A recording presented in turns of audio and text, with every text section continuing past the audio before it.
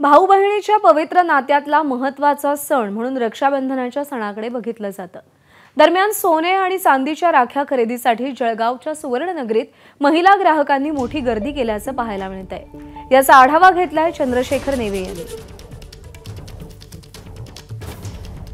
जळगावच्या सुवर्णनगरीमध्ये मात्र अनेक भगिनींनी भावासाठी सोन्याच्या राख्या खरेदी करण्याचा प्रयत्न केलेला आहे आणि सोन्याची भेट ही भावाला देण्याचा प्रयत्न केलेला आहे।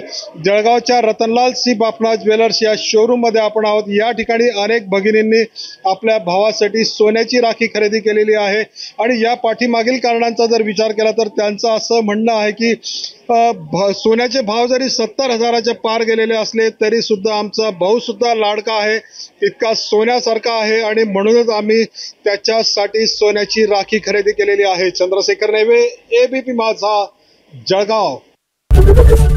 एबीपी माझा, उघडा डोळे बघा नीट।